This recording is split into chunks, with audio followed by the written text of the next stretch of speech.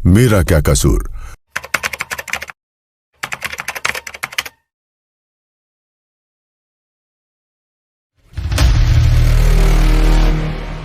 बचपन में डाकुओं ने मेरा अपहरण किया, मुझे गलत तौर तरीके सिखाए, पढ़ने लिखने और खेलने की उम्र में बंदूक मेरे हाथ में थमा दी।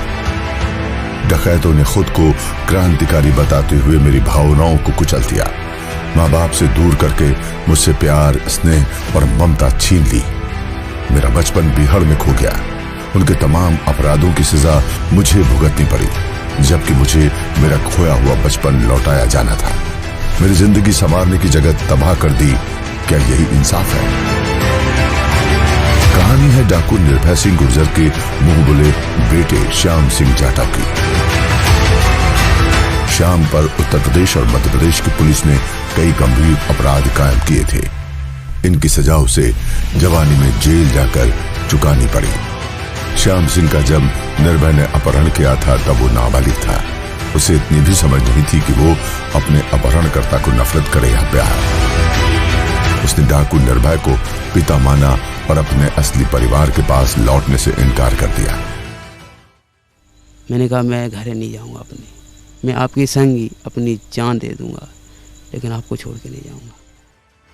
लेकिन जवान होने के बाद उसे समझ आई कि जिंदगी में उसने क्या क्या खो दिया। अपने बयान में श्याम ने पुलिस को जो दास्तां सुनाई किसी फिल्म कहानी से कम नहीं। उसने बताया, बिहड़ में रहकर मैं अनपढ़ रह गया, दुनिया की नजर में एक अपराधी बन गया।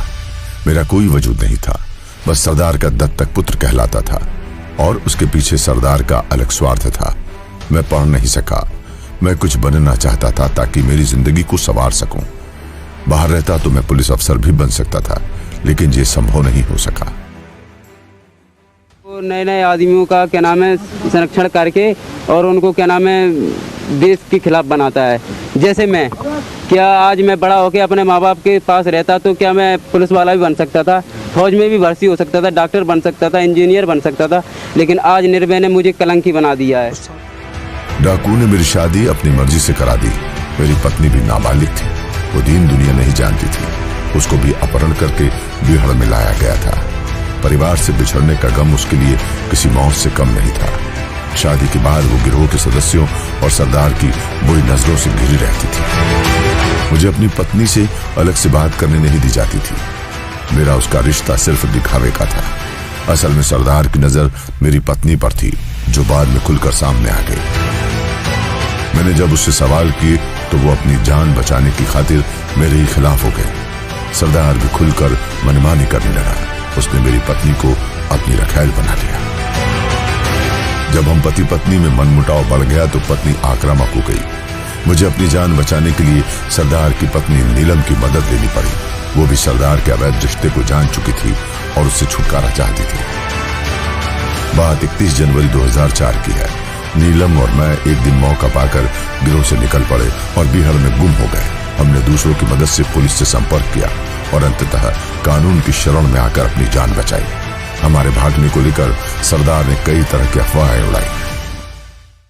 श्याम ने ही इतनी बड़ी गद्दारी की है कि अपनी माँ को ही लेके भागा, अपनी पत्नी को लेकर क्यों नहीं भागा? पिताजी ने बचपन से पाला, पकड़ थी जब उनने उनका नमक नहीं निभा पाया, खून की तरह बहा दिया। जब उनके नहीं हुए तो मेरे क्या होंगे?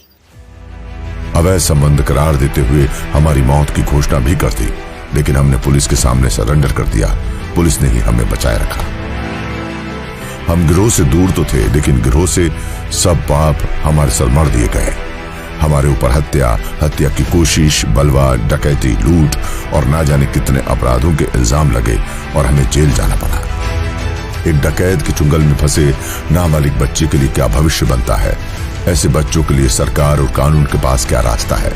क्यों परिजन भी ठुकरा देते हैं ऐसे अभागों को?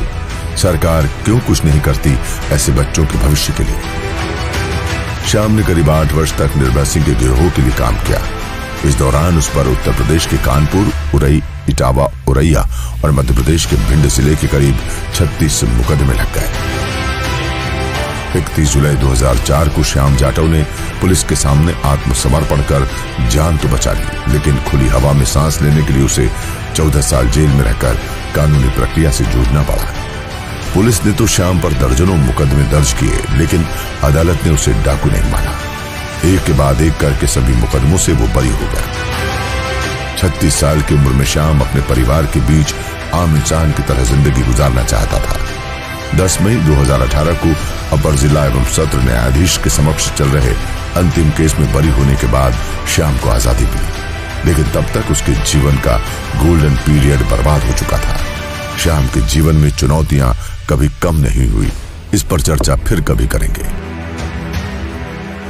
श्याम की ही तरह नीलम, सीमा परिहार, रेणु यादव जैसे कई मासूम नाबालिग उम्र में बीहड़ की खाक छान चुके हैं। बेकसूर और नासमझ ये लोग बीहड़ से बाहर आने पर अपने को असहाय पाते हैं। उनकी जिंदगी आम आदमी की जिंदगी से बिल्कुल अलग होती है।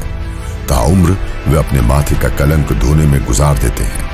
उनके आगे जिंदगी जीने का कोई जरिया नहीं रह जाता। मुसीबत और भाग्य के सताए ऐसे सभी लोगों को सरकार की मदद की जरूरत होती है।